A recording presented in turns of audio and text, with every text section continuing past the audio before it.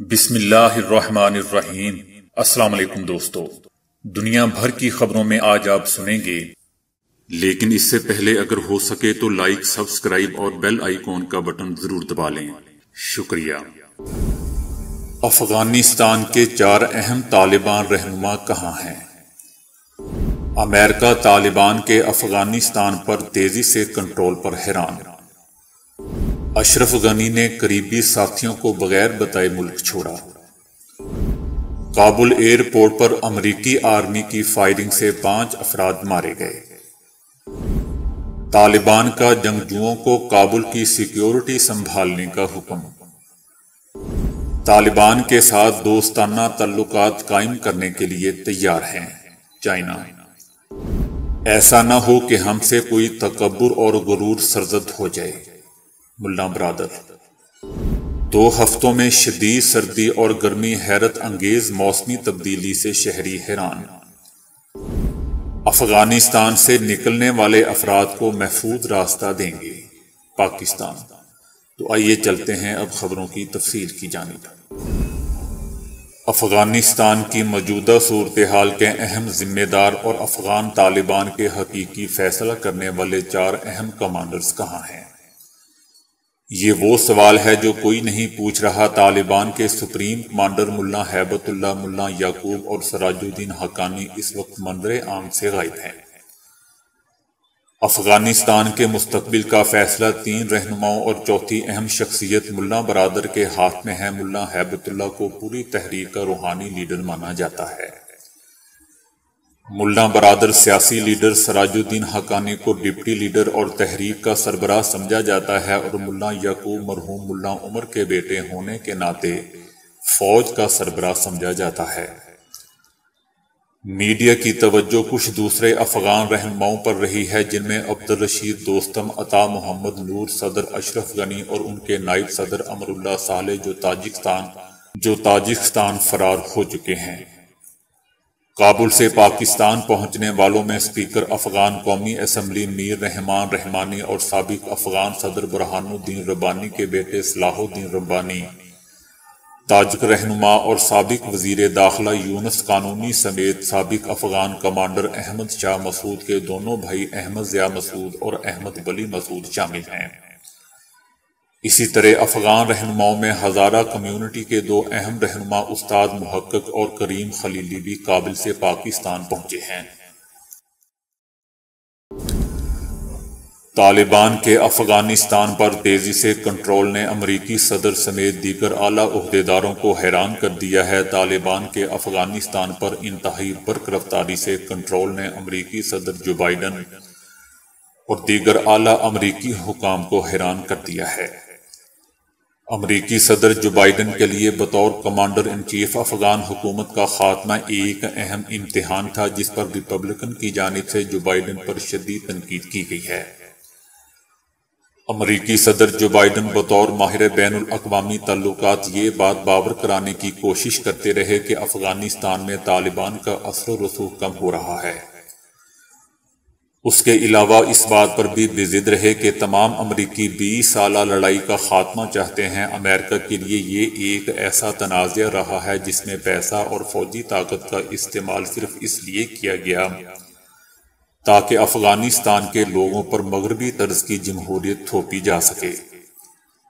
تاہم افغان معاشرہ اس کو قبول کرنے کے لیے کبھی بھی تیار نہ ہوا۔ دوسری طرف برطانوی وزیر اعظم بورس جانسن کا کہنا ہے کہ طالبان کو بطور افغان حکومت تسلیم نہیں کرنا چاہیے۔ وزیر اعظم بورس جانسن نے کہا ہے کہ کسی بھی ملک کو طالبان کو بطور افغان حکومت تسلیم نہیں کرنا چاہیے، جبکہ یہ بات واضح ہے کہ بہت جلد افغانستان میں نئی انتظامیہ وجود میں آنے والی ہے۔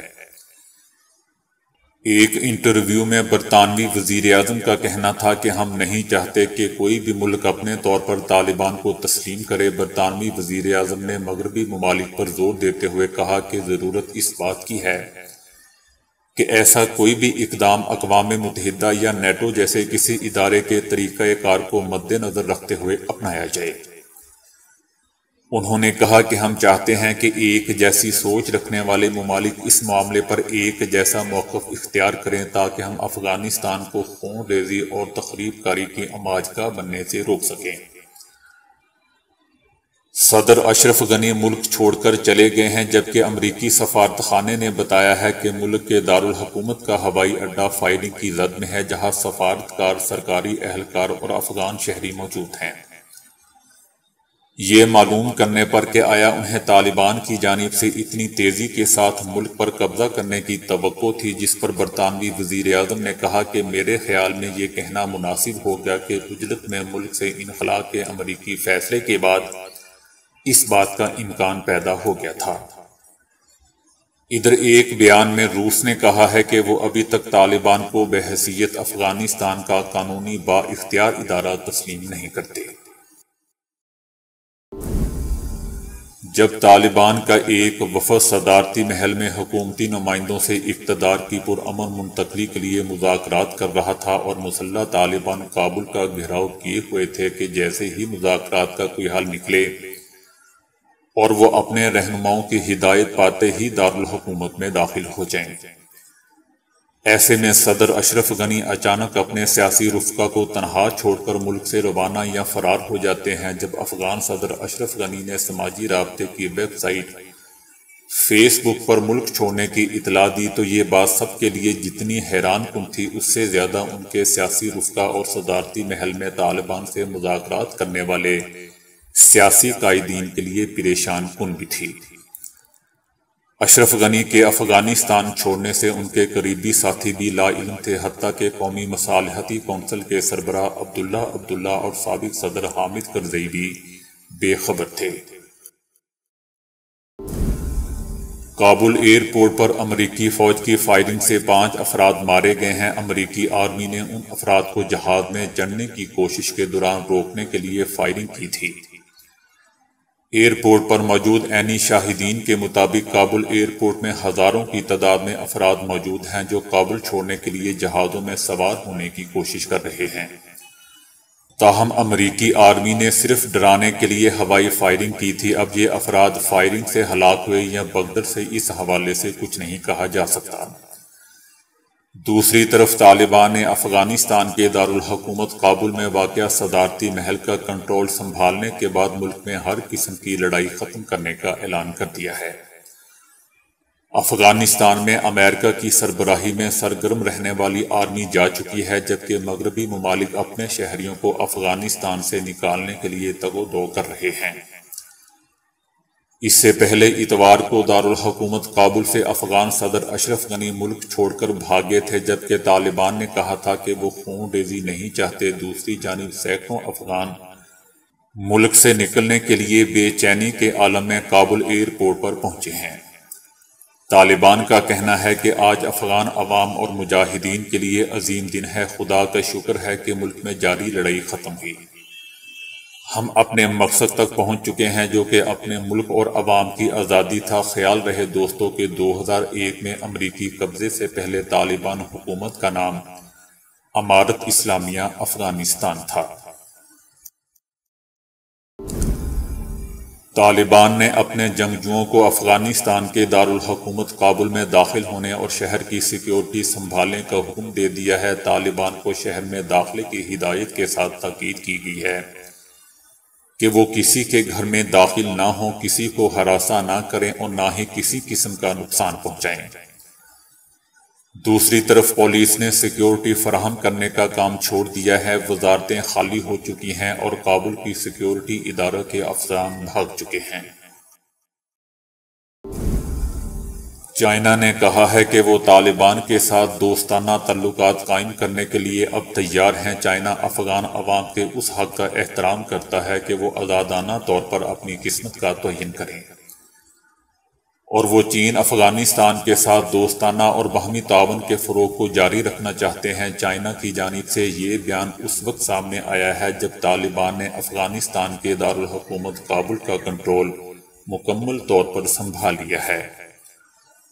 امریکی اسٹیٹ ڈپارٹمنٹ نے کہا ہے کہ انہوں نے کابل ایئرپورٹ کی سیکیورٹی سنبھال لی ہے اور افغانستان کے دارالحکومت میں موجود امریکہ کا سفارتخانہ مکمل طور پر خالی کر دیا گیا ہے۔ امریکہ بین الاقوامی برادری کے اس موقف کا حامی ہے کہ افغان اور غیر ملکی شہری جو افغانستان سے جانا چاہتے ہیں انہیں ایسا کرنے کی اجازت ہونی چاہیے۔ انہوں نے کہا کہ جن لوگوں کے پاس اس وقت افغانستان میں طاقت اور اتھارٹی ہے وہ انسانی جانوں کے تحفظ کے ذمہ دار اور اس کے لیے جواب دہ ہیں۔ ملا عبدالغنی برادر نے کہا ہے کہ افغان عوام کی خدمت اور ان کے جان و مال کا تحفظ ہماری ذمہ داری ہے۔ مجاہدین کو ہمارا یہ پیغام ہے کہ ہم نے افغانستان میں جس طرح کامیابی حاصل کی ہے یہ سوچا بھی نہیں جا سکتا تھا اور اس طرح توقع بھی نہیں کی جا سکتی تھی، لیکن یہ اللہ تعالیٰ کی مدد اور نصرت تھی کہ اللہ نے ایسی کامیابیاں ہمارے نصیب میں کر دی ہیں۔ اس لیے ہم سب کو اللہ کا شکر ادا کرنا چاہیے اور ایسا نہ ہو کہ ہم سے کوئی تکبر اور غرور سرزد ہو جائے۔ ملا برادر نے طالبان کو مخاطب کرتے ہوئے کہا کہ آپ پر پہلے سے زیادہ ذمہ داری آ چکی ہے کیونکہ اب ہماری امتحان اور آزمائش کا وقت آ چکا ہے۔ ہمیں اس بارے میں کام کرنا ہے کہ ہم کسی طرح اپنے عوام کے جان و مال، ملک کے امن و امان اور عوام کے سکون کو یقینی بنا سکیں۔ ہم عوام کو بھی یہ یقین دلاتے ہیں کہ جس طرح اللہ نے ہمیں اتنی عظیم فتوحات سے نوازا ہے اسی طرح ہم آپ کی جان و مال کے تحفظ کے لیے حد الوسیع کوشش کریں گے اور اس کو یقینی بنائیں گے۔ جاپان دنیا کا ایسا ملک ہے جہاں موسم کی شدت میں بہت تیزی سے اضافہ اور کمی دیکھنے میں آ رہی ہے۔ جاپانی جزیرے ہوکائیدو میں محض 2 ہفتوں کے دوران شدید گرمی اور شدید سردی نے شہریوں کو حیرت میں مبتلا کر دیا۔ جاپان میں ایک جزیرہ ایسا بھی ہے جس کے شہری 14 دنوں میں 2 موسم کا سامنا کرتے ہیں۔ جی ہاں، جزیرے ہوکائیدو میں 29 جولائی کو موسم گرما میں اتنی شدت آئی کہ درجہ حرارت 31 ڈگری سینٹی گریڈ تک پہنچ گیا۔ موسم 14 روز کے بعد ایسا تبدیل ہوا کہ درجہ حرارت 2.5 ڈگری سینٹی گریڈ پر ہو گیا، یہاں تک کہ شہریوں کے منہ سے بھاپ نکلنے لگی۔ اولمپک مقابلوں کی انتظامیہ نے مردوں کے میراتھن ایونٹس کو ایک شہر ساپورا میں اس توقع کے ساتھ منتقل کیا تھا کہ وہاں درجہ حرارت بہتر ہوگا، مگر اگست کے آغاز پر وہ 33 ڈگری سینٹی گریڈ تک جا پہنچا۔ دارالحکومت ٹوکیو میں بھی درجہ حرارت 40 ڈگری سینٹی گریڈ تک پہنچ گیا ہے۔ پاکستان نے کہا ہے کہ افغانستان سے نکلنے والے افراد کو محفوظ راستہ دیں گے۔ افغانستان میں افراتفری کا خاتمہ چاہتے ہیں۔ پاکستان مزید پروازیں افغانستان بھیجنے کی کوشش کر رہا ہے۔ 380 غیر ملکی سفارتکار پاکستان پہنچ چکے ہیں۔ ہم چاہتے ہیں کہ افغانستان کے لوگ ترقی کریں۔ افغانستان میں امن اور استحکام کا سلسلہ جاری رہنا چاہیے۔